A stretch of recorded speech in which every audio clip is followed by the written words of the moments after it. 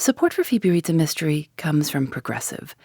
Are you thinking more about how to tighten up your budget these days? Drivers who save by switching to Progressive save over $700 on average, and customers can qualify for an average of 6 discounts when they sign up. A little off your rate each month goes a long way. Get a quote today at Progressive.com. Progressive Casualty Insurance Company and Affiliates. National annual average insurance savings by new customers surveyed in 2020. Potential savings will vary.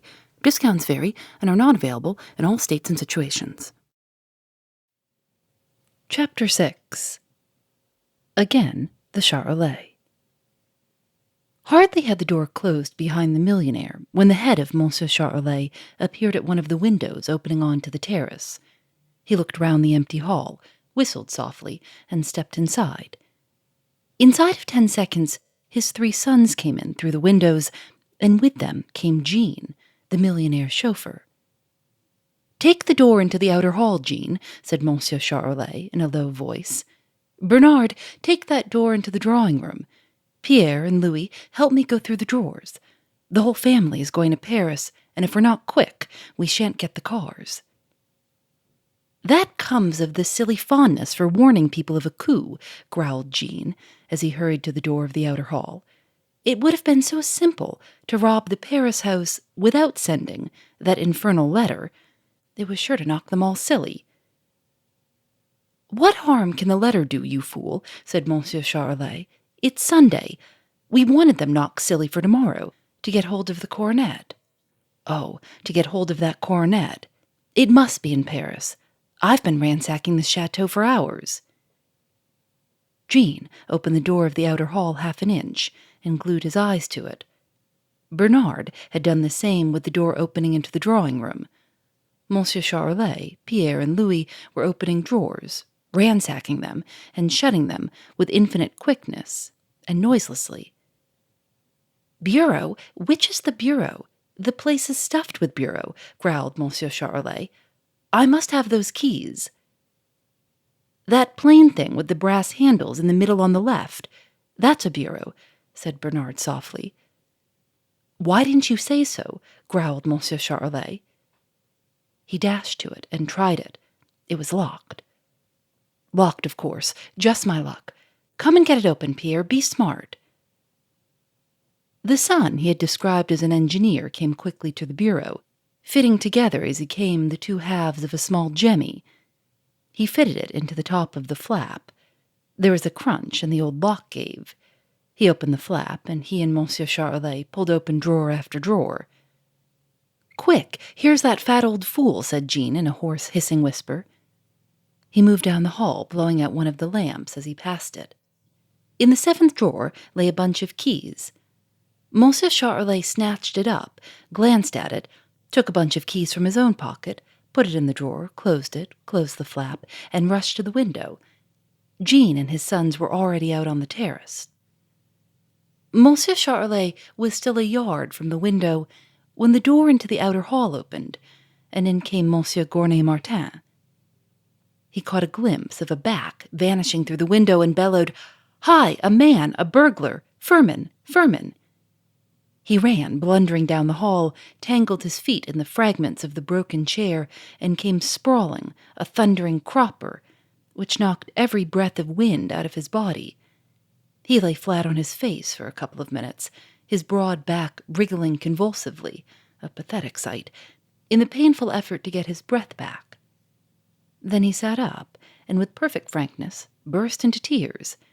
He sobbed and blubbered like a small child that has hurt itself for 3 or 4 minutes. Then, having recovered his magnificent voice, he bellowed furiously, "Firmin! Firmin! Charmerace! Charmerace!" Then he rose painfully to his feet and stood staring at the open windows. Presently he roared again, "Firmin! Firmin! Charmerace! Charmerace!" He kept looking at the window with terrified eyes, as though he expected somebody to step in and cut his throat from ear to ear. "Firmin! Firmin! Charmerace! Charmerace!" he bellowed again. The Duke came quietly into the hall, dressed in a heavy motor coat, his motor cap on his head, and carrying a kit bag in his hand. "Did I hear you call?" he said. Call, said the millionaire. I shouted. The burglars are here already. I've just seen one of them. He was bolting through the middle window. The Duke raised his eyebrows. Nerves, he said gently, nerves. Nerves be hanged, said the millionaire. I tell you I saw him as plainly as I see you. Well, you can't see me at all, seeing that you're lighting an acre and a half of a hall with a single lamp, said the Duke, still in a tone of utter incredulity. It's that fool Furman. He ought to have lighted 6. Furman, Furman, bellowed the millionaire. They listened for the sonorous clumping of the promoted gamekeeper's boots, but they did not hear it. Evidently Furman was still giving his master's instructions about the cars to Jean. Well, we may as well shut the windows anyhow, said the Duke, proceeding to do so. If you think Furman would be any good, you might post him in this hall with a gun tonight.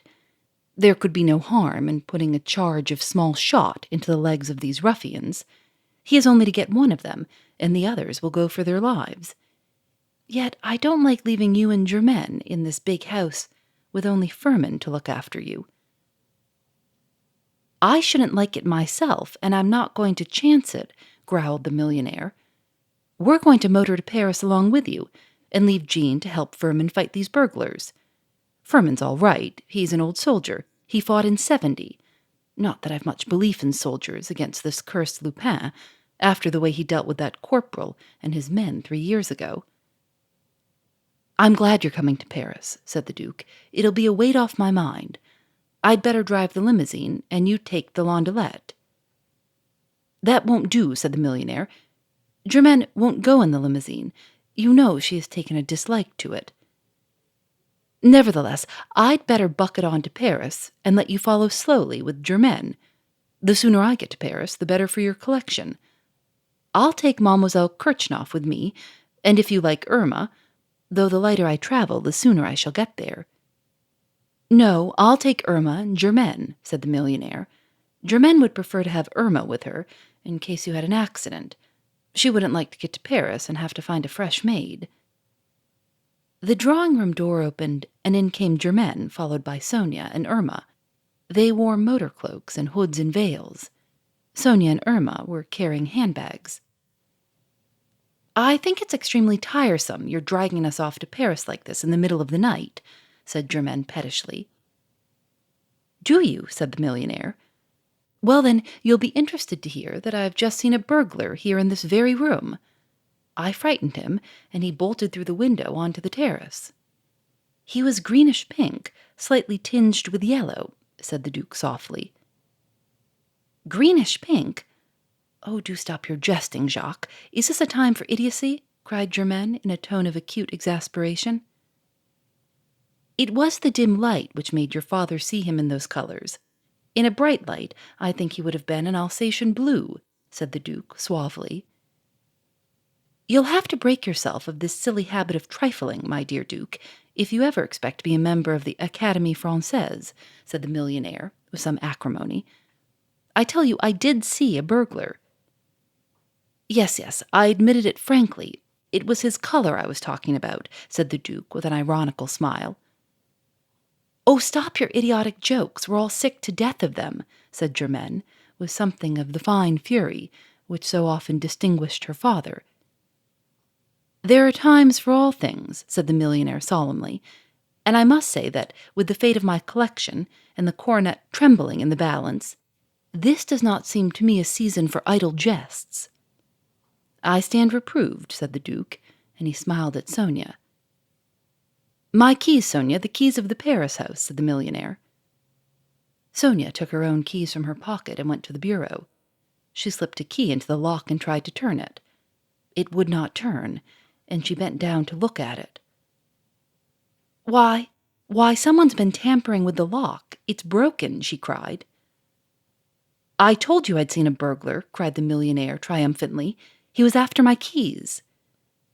Sonia drew back the flap of the bureau and hastily pulled open the drawer in which the keys had been.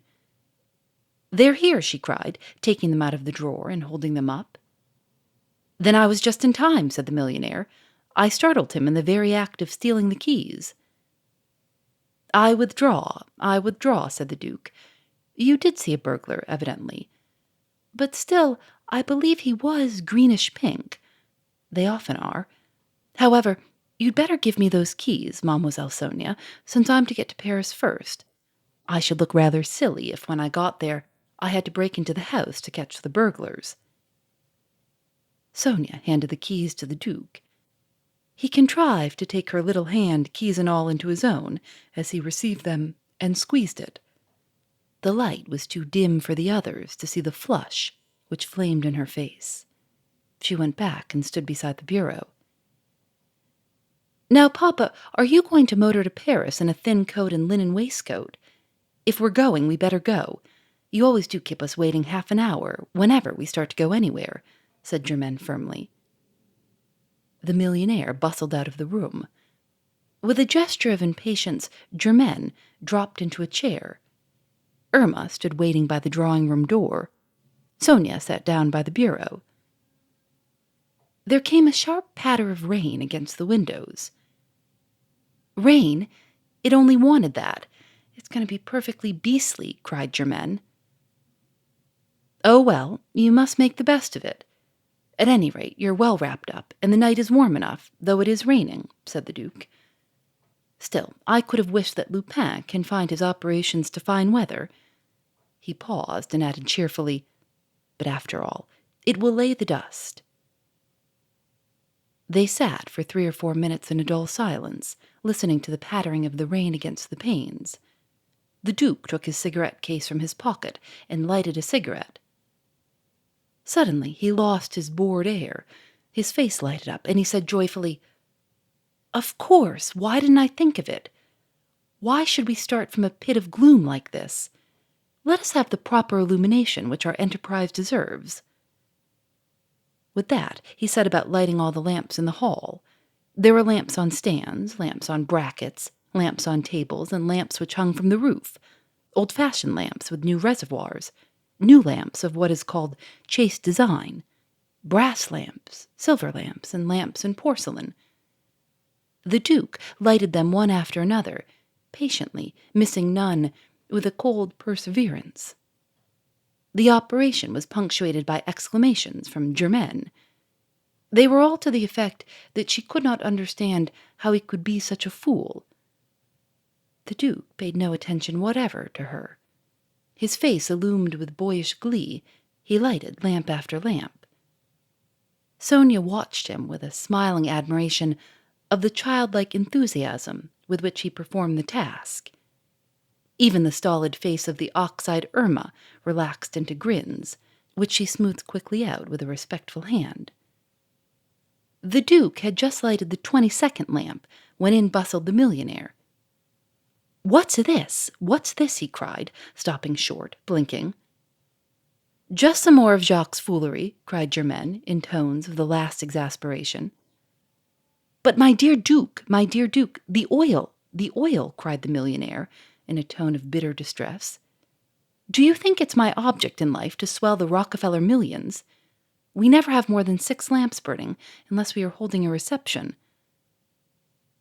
I think it looks so cheerful, said the Duke, looking round on his handiwork with a beaming smile of satisfaction. But where are the cars? Jean seems a deuce of a time bringing them round. Does he expect us to go to the garage through this rain?